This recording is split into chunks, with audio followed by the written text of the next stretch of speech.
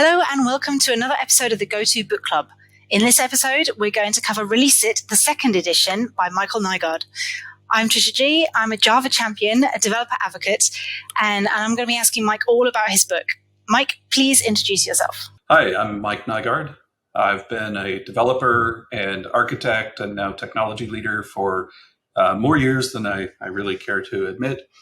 I was one of the early developers to go into operations and learned some hard experiences from being woken up at 3 and 4 in the morning for weeks on end, and tried to sort of bring back my experience from there, because when I went into operations, I thought it would be about fans failing and replacing disk drives. And that was the tiny minority of problems we resolved. It was all software problems. And so that's what motivated me to write the book. And I've since spent a lot of time traveling around the world to conferences where we met and teaching people how to make software that survives production. Which kind of preempts a little bit my next question, which is, can you give us a quick overview of the book? What does it cover and who is it for? Well, the primary audience is the professional software developer or architect. It covers a lot of the topics that generally weren't addressed in software design courses or in training that you would find, because those would always have these very short examples, and they would say things like, error handling is omitted for clarity. And then you read real software that's been around for a while, and it's like 3/4 of the code is about error handling and recovering from weird states. So there was this whole big space that just, it wasn't being talked about. And kind of at the same time, we were moving into larger scale systems, web systems that have to be on all the time. You don't get a maintenance window. You may have very large volumes of people arriving all at once. So it had more demanding characteristics, and people weren't really being taught how to design for that. So that was the primary emphasis, was kind of filling that gap. Yeah, I mean, one of the things that, like you said a bit earlier on, one of the themes which keeps coming up in the book is they're being woken up at 4 o'clock in the morning with some sort of error.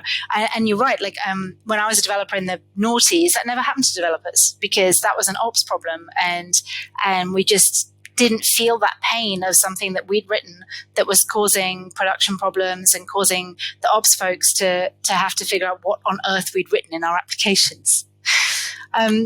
The first edition is a classic in my mind, and it came at just the right time.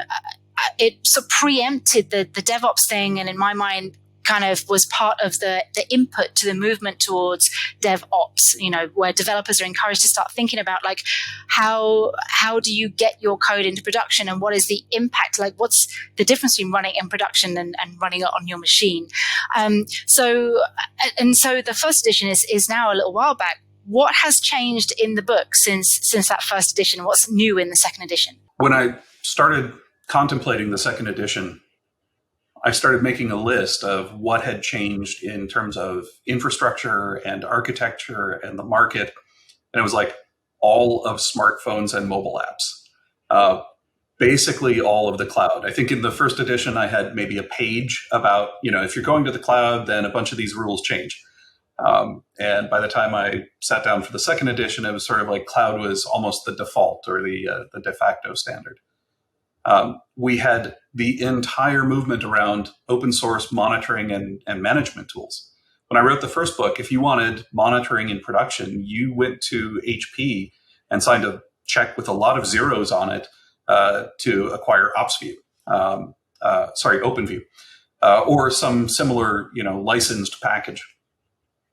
And then by the time we looked at the second one, there's this embarrassment of riches around monitoring tools. And the question is, which ones do you plug together rather than, are there any? So an enormous amount had changed. Some things hadn't changed. And that was actually gratifying that, there were some things that stood the test of time.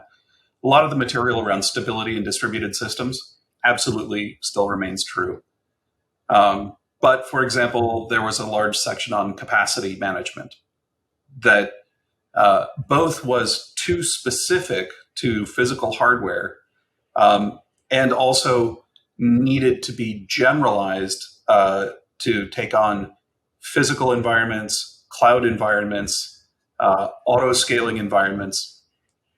And there's sort of been this shift in the cloud world away from capacity management to cost management, because you can always get the capacity, and it's really about how much do you want to burn. So I removed that section, changed it completely, put in a whole new section around structuring cloud-based systems, removed a large section around the what I had termed the Ops DB in the first edition, because people had actually gone and built the things. So I didn't really need to talk about why you should have one. So it needed a lot of updating. I also added an extensive amount about virtualization and cloud environments, plus a couple of new stability anti-patterns and patterns that had been discovered in the time since the first edition. You just said a whole bunch of things that I want to explore more. One of the things was visibility. Yeah, so I went back and had a quick look at the first edition, and I could see there was a certain amount of there were a certain number of pages devoted to explaining why you need visibility and monitoring, and this whole thing about this seems to be important. And it's really funny to read the first edition now, because you're like, well, duh, of course you need all of that stuff. And the second edition is much more like, yes, of course you need all of that. Like, and this is what you can do, and this is what it gives you, which I thought was, really, really valuable and much more aligned with where a lot of applications are these days, I think. Well, there's a meme on the TV Tropes site that says Seinfeld isn't funny. And what it's referring to is, if you watch Seinfeld now, maybe for the first time, you'll recognize all of the jokes the instant they're being set up. That's because they've been repeated so many times and imitated so many times that they now are just sort of common expectation. There's nothing surprising about it. When Seinfeld was on at first, they were new, fresh, surprising, and funny. So yeah, all the part about of observability, that's sort of like, it was new at the time, but has now become kind of accepted conventional wisdom, which is great. I'm good, happy for that. Yeah, for sure. You don't have to devote pages trying to sell developers on this is an important thing. You're like, look, let's just assume that you're going to do this. So that was good. And I also similarly, I thought what was quite interesting was when you're talking about not just the auto scaling side of stuff, but like virtualization and things, the fact that you have to be quite careful about the terminology and define those terms, because before in the first edition you're able to talk about a server, and everyone has in their head like a server in a data center, and now you're like, what does that mean? Right. It's no longer a pizza box with blinking lights. Right. Or it might be.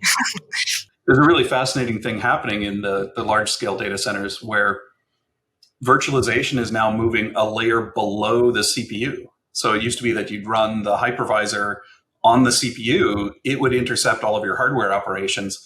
Now, especially in AWS and Azure, a lot of those things have been moved out onto the PCI bus, where your CPU is just running a regular operating system, thinks it's talking to local storage, but it's actually being intercepted by a smart device that turns it into a remote network call. So server now is like, yeah, you have your CPU that you're programming, but it's surrounded by 100 other cores that are all pretending that the CPU is in the same kind of server architecture it used to be. So the picture just continues to get more evolved and more complicated. Right, for sure. I mean, I think that was, to me, that was one of the takeaway points of certainly later on in the book where you're explaining the terminology. You're like, as developers, we have to worry about so much more than we used to have to worry about. And it's a good thing to think about production, but we also have to understand, like get a bit closer to the hardware than we used to get.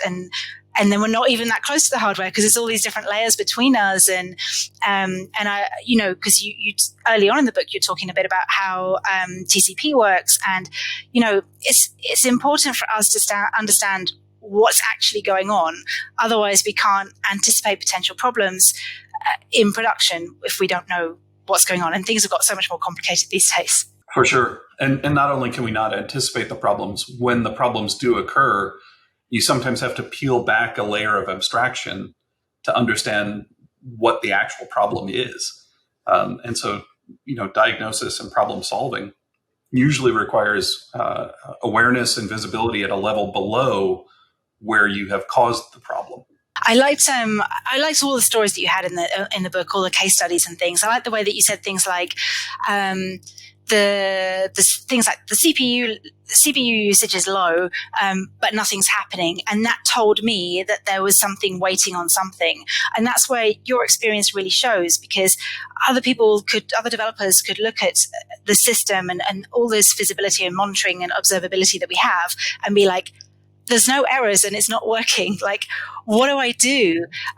But that you really clearly explain, under these circumstances, my suspicion was connection pooling or garbage collection, or because I've seen this sort of thing before. And I thought that using stories and then having the anti-patterns and then the what to do about it was like a really helpful way to teach developers, like, what are the problems, what's causing those problems, and what you can do to prevent those things in future. Well, thank you. Certainly people learn from stories. Humans are storytelling creatures.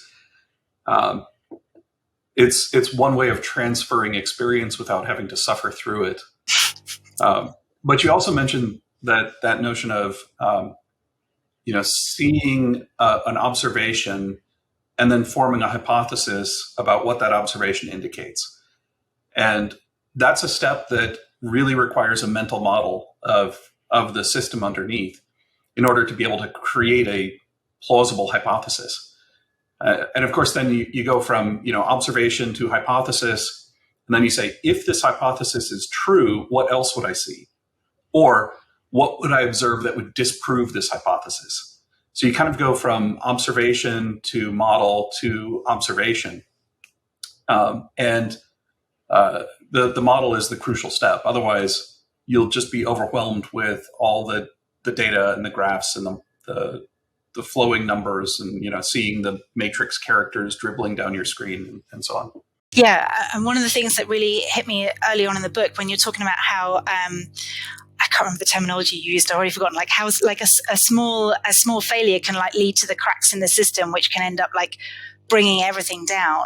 To begin with, you see everything coming down. It's very difficult to trace it back without experience, without reading a book like yours. Difficult to trace it back to that one line of code where you forgot to close your file handles or whatever. Yeah, it can be. It can be, especially because the initial fault can be quite small. But then once it begins to create this snowball effect and you have the cascading failures, so many other things begin to report problems that they can absolutely drown out, the one little, the true cause that was, maybe one line in your log file. And then you have thousands and thousands of log reports about, services not responding. And you know perfectly well, and you say this in the book as well, that as soon as an app becomes unresponsive, particularly if it's a mobile app or a web app that's got like real human beings on the other end rather than like an internet type app, people are hitting refresh. And you know for a fact it's just going to make things worse. And one of the things that you mention a bunch in the book as well is that QA does not replicate these types of situations, because a tester or an automated test is not going to hit refresh 27 times after something goes wrong. And you don't see those sorts of things in QA. Yeah, it's true. In fact, just recently, I was investigating a defect. This one wasn't an outage, but it was a defect that occurred with multiple users interacting with their mobile apps simultaneously. And there was some information leakage from one user's session to another user's session. And as we dug into, kind of the whole tree of causes that contributed to this, one of the things we observed was that there was QA, but because it was a mobile app, the QA was still manual at this company. And they were testing against an environment that had paired servers for HA testing. But they never had enough testers using it simultaneously to have, even a 1% chance of two requests being on the same node at the same time.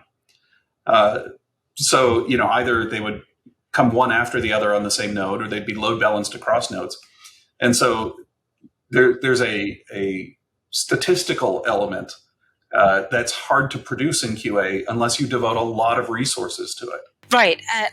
And my takeaway from that was not that we shouldn't do QA, because I can see some developers being like, or business, if you like, going, oh, testing is expensive and it doesn't catch these type of defects. It's like, no.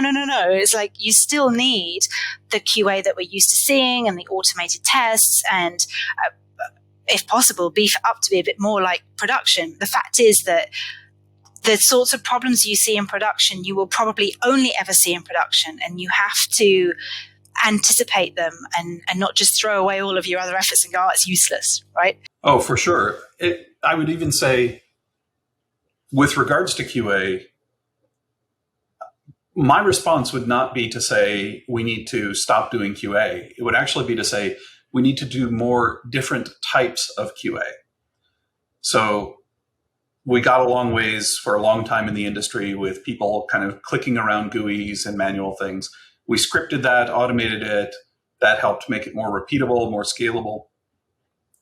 We moved to unit testing, which I fully endorse, but maybe we went too far and tried to do everything through unit testing.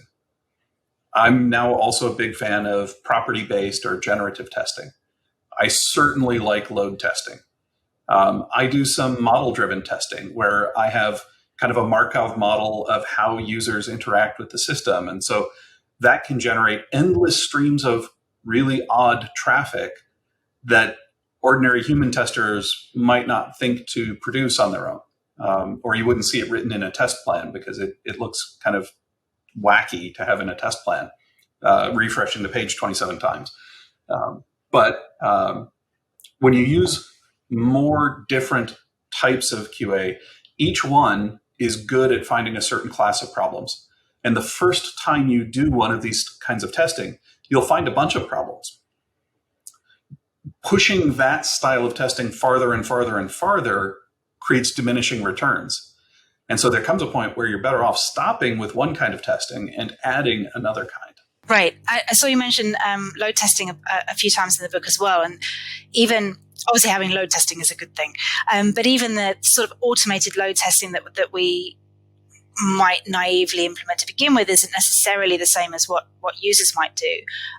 I was taken by what you said about some of these sessions that kind of like log back on again after like 15 minutes. And you'll never see that sort of thing in an automated test because it runs for 5 minutes, 10 minutes, whatever. Yeah, in a way, even the automated load tests are too predictable. Yeah.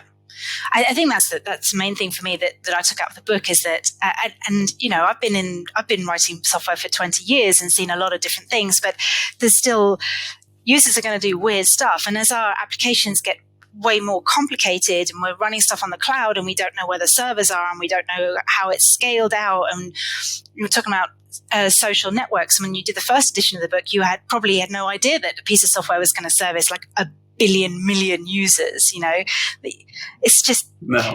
And things are only going to get worse from here as far as I'm concerned. Well, I think there's even another shift that's well underway in most organizations, which is to create internal platforms where the users are now other pieces of software inside the company. And it's a premise of an internal platform that new use cases and new services can show up and start consuming the platform kind of without notice, without permission, without having to tell you as the provider of the platform that they're going to start using it. And so when we think about users being kind of random and unpredictable and doing clever things with our software, we now also have to think about the internal software using our platforms in unpredictable or unexpected ways. I hadn't even thought about that because, you know, when I worked in the world of developing intranet applications, you could like literally physically meet your users. You would go and see the 12 people using your software. It didn't occur to me that there might be like internal systems using your internal system doing I don't know what. One of the things I read just gave me terrible flashbacks. The deployment case study where you had like 20 people sat around a conference table. You'd had the go, no go meetings and, you know, you start the whole thing at 10 o'clock at night and the business are going to wake up at 1 o'clock in the morning to do UAT. And I had terrible flashbacks because I've definitely worked in more than one environment that does that. My question was, do you still see organizations doing that kind of like manual deployment process, which, as you costed out in the book, is ridiculously expensive and very painful? It's not as far in the past as you might like. Just recently, I did observe a cutover process for an airline moving from one passenger support system to another passenger support system. This happens all in one night with airplanes in the air, airports in operations. So literally, as a gate agent, you may be there checking people in for one flight using one system, and then by the time you're checking people in for the next flight, you're on the new system. It's a massive, massive change. You can think about, how widely distributed airports and baggage claims and terminals are, all the different states that a flight can be in, all the edge cases and the unhappy paths that travelers can experience. And to have that all happen, overnight, while there are actually planes in the air that took off using one PSS and landed using another PSS. So in an event like that, yeah, there's absolutely a war room. In fact, for this one, there were war rooms at multiple companies in multiple countries, making sure that it all went off. And to this company's credit, it did work. There were, there was a punch list of minor things. There were corrections happening in the middle of the night, but all of the airline's operations continued. And there were, several hundred people involved in that particular cutover. Now, I will say that is not a routine event. That is Right. not the quarterly deployment process. But there are still quarterly deployment processes at companies that have not automated, and there's a sort of a vicious cycle that keeps them stuck in this mode. They'll do the big overnight thing with the playbook, and they've customized the playbook every time. And so not everything works every time. It requires human intervention to recover, which reinforces the idea that we can't automate this because it requires humans to do things, every time. Where if they started from the premise that said, we can automate this by standardizing it, and the value of automation is enough to make it worth the cost of standardizing, then they would get out of this trap. But it's sadly common still. Yeah. I've watched those sorts of organizations where the release is so painful and so time consuming that they do it rarely, and therefore there's no need to automate it. And so you end up in this loop. But my assumption was that now we have continuous delivery and we have your book out there and we have DevOps, and automation has got so much better, and we have cloud. In theory, organizations are taking advantage of at least some of those things to move closer to an automated deployment process, perhaps. Or maybe it's just such a big change that they can't get over the hump. I think it's like many of these sort of diffusion curve problems. Many organizations are well along the transition. Many of them have made that transition completely, but the mass of legacy software out there is so vast. And some of it is in this state that sort of like terminal life support. They can't quite afford to shut it down and replace it, but they can't quite afford to really modernize it. And so it limps along, sucking people's lives away. I had another question on that area, which is, so organizations which are following more of a continuous delivery type thing and have taken advantage of DevOps, who read your first edition of the book, they must be facing their own challenges, I assume, in terms of deployment, getting it into production, making that work. Like, what sorts of things have you seen in that space? This is actually one of the subjects I have a lot of fun with, because as we have introduced more automation to do these jobs for us, the automation itself has created new ways to disrupt and break our systems. So I have a couple of examples in the second edition about kind of automation gone wrong. One of them comes from Reddit that had a very serious outage when they were doing a migration of one of their configuration systems, Zookeeper, from one cluster to another cluster. They had an auto scaling service that used that configuration to determine what should be running out in the environment. Because they were going to be moving clusters, they deactivated the auto scaling service. Makes perfect sense. They didn't want it looking at partial or incomplete data. Midway through their migration, a different configuration management service saw that the auto scaling service was down and said, oh, auto scaling should be up. So that piece of automation turned on the auto scaling service, which looked at the incomplete data and said, oh, apparently all of Reddit runs on 3 servers, and it shut down thousands of nodes. And it did it very, very quickly. It took a long time for Reddit to recover from that because they had to actually fix the auto scaling, bring back all the nodes, warm up all the caches. So it was quite a large recovery effort. And it happened because these different pieces of automation were interacting with each other indirectly through the environment. So this is kind of a force multiplier effect where the power of automation is it can do a lot of things very quickly, and the risk of automation is that it can do a lot of things very quickly. So I guess the challenge then is to really understand the environment that you're trying to deploy into and anticipate what could go wrong when you don't really know what's happening or what could go wrong. Well, that sounds a little bit impossible, right? Like right. That's in the unknown unknowns category. But there are things you can do to give yourself a fighting chance. One of them is certain actions are safer than other actions. So if I need to bring up 10% more nodes than I've got, that's a relatively safe action, subject to budgetary limits and thresholds and limiting the burn rate. If I decide to shut off 50% of the nodes that are running, that may be an unsafe action. And so one of the things I recommend is actually building into your automation some degree of understanding about what's a safe action and what's an unsafe action.